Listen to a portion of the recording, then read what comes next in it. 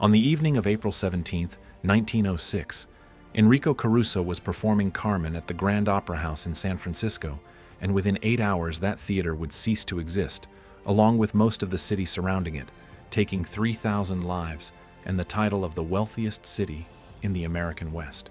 But for now, the curtain is rising.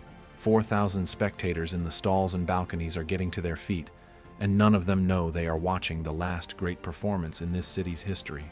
San Francisco in 1906 was not simply a large city, of which the American continent had many. It was proof of what a person could achieve at the very edge of a continent, at the point where America ends and the Pacific begins. A city that had risen from the chaos of the gold rush, and in 50 years had become the financial and cultural capital of the entire American West. They called it the Paris of the Pacific Coast, not out of flattery, but because the comparison seemed the only accurate one. 410,000 residents, mansions on Nob Hill with views that rivaled those from Montmartre, an opera house where the same voices sang that sang at La Scala, and a harbor through which passed the greater part of all trade between Asia and the rest of America. Caruso sang that evening with the particular inspiration that comes when a performer feels the audience understands every nuance, and after the final act, he returned for curtain call after curtain call until the applause faded on its own, slowly, reluctantly, as though the audience did not want to let the evening go. While the last guests were riding home in carriages and early automobiles, while waiters extinguished the lights in restaurants on Market Street, and the fishermen of the Italian Quarter prepared their boats for the night's work on the Bay Fire Chief, Dennis Sullivan was finishing his night shift and returning to his living quarters at Fire Station No. 1 on Battery Street, where he lived with his wife Margaret. Sullivan had served in the city's fire department for 22 years, knew every block and every street, and understood better than anyone else in this city the thing that in San Francisco it was not customary to say aloud. At 5:11 in the morning of April 18th, the city was asleep, that particular pre-dawn silence, when fog from the bay lies so low that the street lamps glow into white, and the far side of the street cannot be seen, when only the fish market at the piers was already running at full speed, and in the bakeries of Chinatown the night workers were pulling the first loaves from their ovens, loaves that would never be sold. Dennis Sullivan wrote his report in March of 1905, after spending 3 months inspecting every fire hydrant in the city and checking water pressure in the pipes on every street.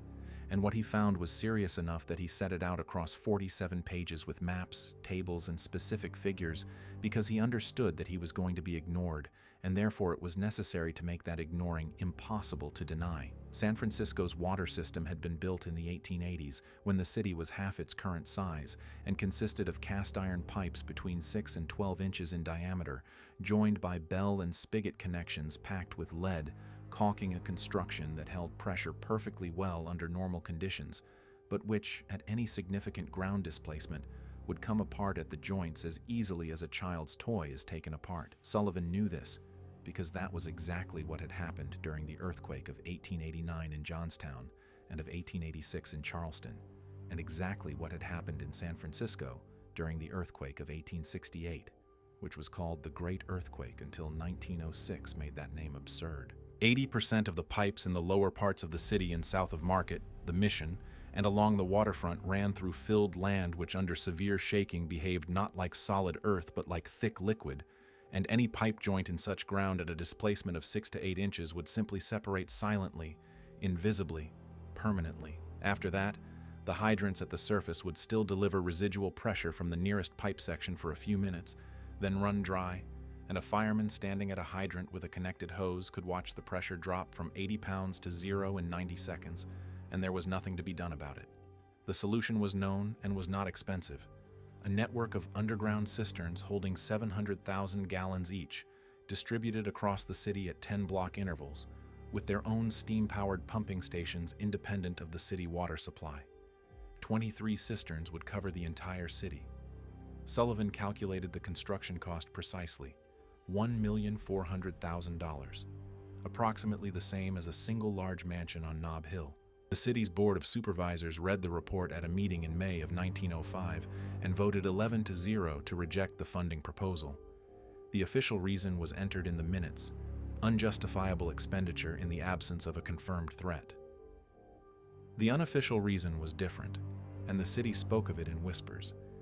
San Francisco by that point had a long-established tradition of not discussing earthquake risk publicly, because the last time the San Francisco Chronicle had printed a detailed article about California's seismic danger, property values in the southern districts had fallen 7% in 3 weeks, and the city's largest landowners whose names appeared on the same list as the members of the city council had not forgotten it. The city had been built on land it had made itself, filling the shallow bay with sand and rubble from 1849 onward, pushing the shoreline block by block out into the water, and by 1906 approximately a third of all of San Francisco's built fabric stood on this fill, in which groundwater had been compressed by the weight of heavy buildings to a state that geotechnical engineers called a potential liquefaction zone, a condition in which sustained shaking causes the earth to literally become liquid, lose its bearing capacity, and swallow whatever stands on it. This was known. It had been written about.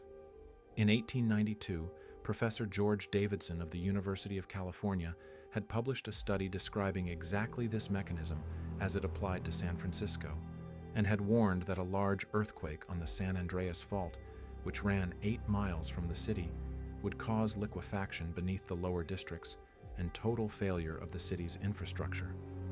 His study was printed, read, filed, and never mentioned publicly again. At 5:12 in the morning of April 18th, the San Andreas Fault shifted 21 feet in 45 seconds, and everything Sullivan had written across 47 pages began happening simultaneously and all at once across the entire city.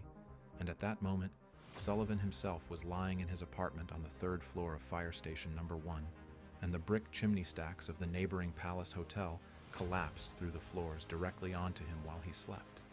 The man who had the plan was gone within the first 17 seconds. The earthquake lasted 45 seconds, though survivors later described it as something lasting several minutes, because the human mind in a state of panic is incapable of measuring time. It only registers the sensation that the earth, which had been a fixed and permanent foundation underfoot, had suddenly proven itself as unreliable a surface as water, and that sensation does not end when the shaking ends, but stays with a person forever.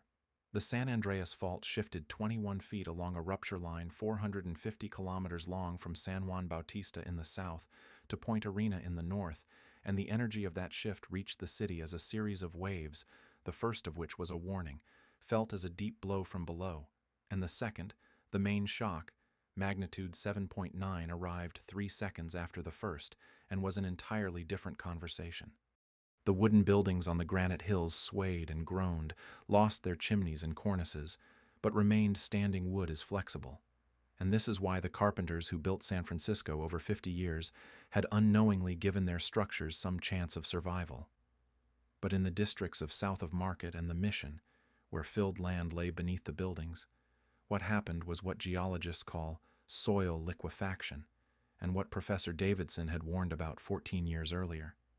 The ground beneath the sustained vibration lost its bearing capacity and behaved like a liquid, and the buildings in those blocks did not fall. They sank, slowly subsiding into the earth that gave way beneath their weight. The Valencia Street Hotel on Valencia Street, a 6-story wooden building in which more than 200 guests were sleeping at the moment of the earthquake, settled 3 feet into the liquefied ground so that the first floor was buried below street level, and all the floors above collapsed downward one after another, like the pages of a closing book, compressing the space where people slept to a height of a few inches, and most of them did not wake in time. Those who had been on the upper floors and managed to climb out through windows found the hotel's roof lying at sidewalk level beneath them. The dome of City Hall, the symbol of the city, built at a cost of $4 million over 27 years, the pride of its citizens and the city council's primary argument that San Francisco was being built for the ages, collapsed in 12 seconds. The reason was discovered later when the rubble was cleared. The construction contractor who had worked on the building in 1888 had for several years systematically diluted his mortar with sand, keeping the difference in material costs for himself, and the granite-faced blocks that looked like a monolith from the outside held together roughly the way a poorly packed snowball holds together. 52 fire stations received calls in the first 10 minutes after the shock, though some received nothing because the telegraph and telephone network had gone down with the collapse of the lines, and many fires simply burned for several hours before anyone reached a functioning station to report them. By 7 in the morning, more than 50 separate fires were burning across the city, and each of them followed the same sequence: arrival of the fire company, connection of the hose, opening of the hydrant, and complete absence of water pressure, because the pipes beneath the streets had come apart at their joints, exactly as Sullivan had described on page 7 of his report.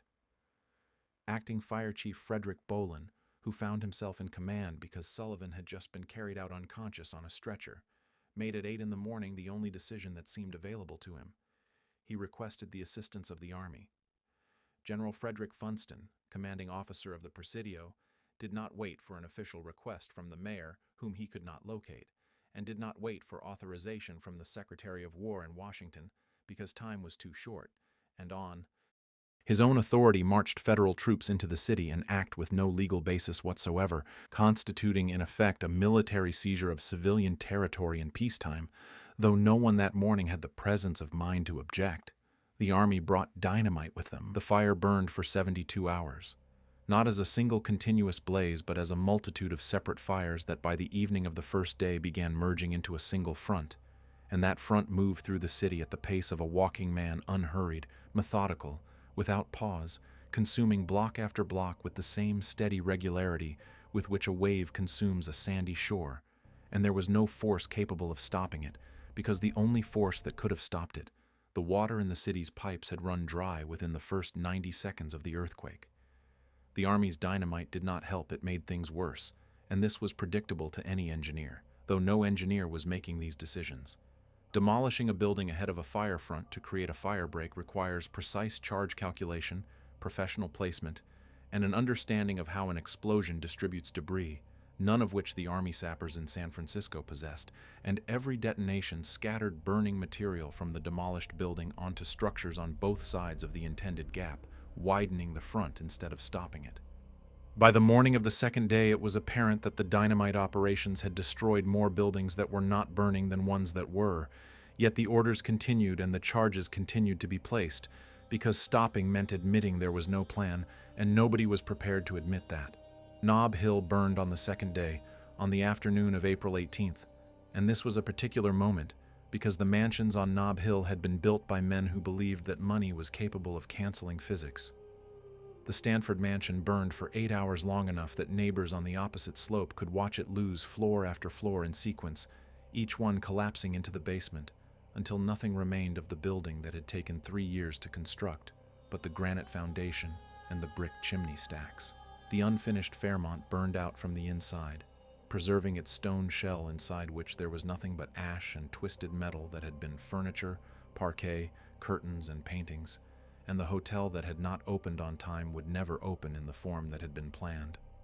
By the end of the second day, 250,000 people out of the city's 410,000 residents were without shelter, and they went wherever there was somewhere to go, to the Panhandle, to the parks, to vacant lots, to the shore of the bay, and settled there with whatever little they had managed to take, and lit fires because the nights were cold, and cooked whatever they had over those fires, and watched the glow above the city, which was bright enough to read by at a mile from the flames. The official count of the dead began on the third day as the fire started to subside, and it was then that something happened which was afterward carefully forgotten. A group of the city's prominent businessmen, landowners, insurance agents, members of the Chamber of Commerce, held a meeting at which a decision was made about how to describe what had happened in the press and in official documents. Insurance policies in San Francisco covered damage from fire, but not from earthquake, and if the official cause of a building's destruction was listed as seismic damage, the owner received nothing, while if it was listed as fire, the owner received everything. Beyond that, acknowledging that the city had been destroyed by an earthquake meant acknowledging what the geologists had warned about and what the city council had refused to hear, which in turn opened questions of liability that nobody wanted asked. This is how the name the Great Fire of San Francisco was born. And under that name, the catastrophe entered official documents, insurance claims, newspaper archives, and history textbooks, while the true number of the dead, which was never precisely established, because entire families had vanished with no surviving member to report their deaths, was officially recorded as 478. Though engineers from the U.S. Geological Survey, conducting their assessment 3 months later, wrote in private letters of figures between 3 and 6,000, and subsequent historical research gives grounds to believe the real number was closer to the upper end of that range.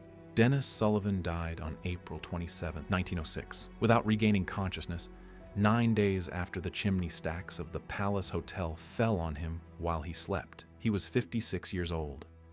He never learned that his report had been right about absolutely everything.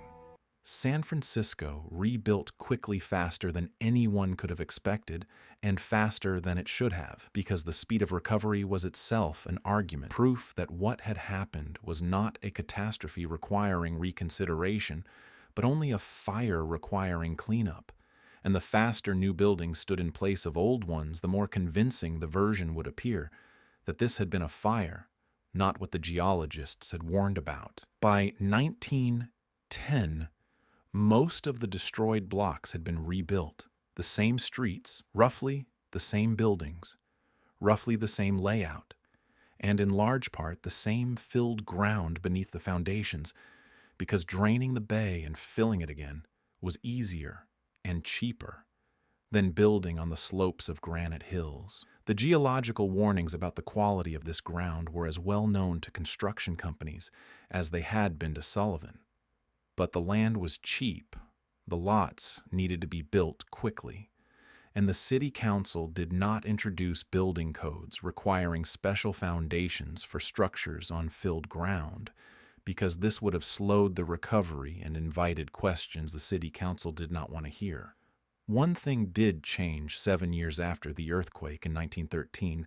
San Francisco completed the auxiliary water supply system, a separate high-pressure pipeline network with its own pumping stations and reserve cisterns, independent of the city water supply and capable of functioning after the destruction of the main mains. 150 miles of pipe, 23 cisterns. Exactly what Dennis Sullivan had described across 47 pages in March of 1905, and what the city council had rejected. 11 votes to 0. The system was built 8 years after his death, credited in official documents as the result of city administration initiative, and Sullivan's name was not spoken once at the public opening ceremonies. San Francisco recovered, but did not return to what it had been. The investors who left after 1906 did not come back. They went to Los Angeles, which had not burned and had not shaken, and offered the same Pacific coastline without the history of catastrophe. And by 1920, Los Angeles had overtaken San Francisco in population, and by 1930 had become the uncontested capital of America's West Coast. San Francisco never reclaimed that position. On October 17, 1989, at 5:04 p.m., the San Andreas Fault shifted again this time, along a 60-kilometer section south of the city, magnitude 6.9. The Loma Prieta earthquake killed 63 people, collapsed the 2-level Cypress Freeway in Oakland, damaged the Bay Bridge, and caused $6 billion in damage, and it was twice weaker than the 1906 earthquake, and the rupture passed 50 kilometers from the city rather than directly beneath it. The auxiliary water supply system was not needed in 1989. There were few fires. In an earthquake comparable to 1906, it would be needed far more, and city engineers who tested the system in 1995 found that a significant portion of the pipework laid in 1913 was in a condition requiring replacement. The United States Geological Survey estimates the probability of a magnitude 6.7 or greater earthquake in the San Francisco Bay area within the next 30 years at 63%. 7 million people live within the impact zone. The Mission District, south of Market, and a significant portion of the waterfront still stand on filled ground of the same type as in 1906. The same discussion about the state of the infrastructure that Dennis Sullivan conducted in the City Council in May of 1905 continues in that same council today, with the same arguments on both sides and roughly the same results. In the San Francisco City Archives, in a folder that is 120 years old, is a report dated March 15, 1905.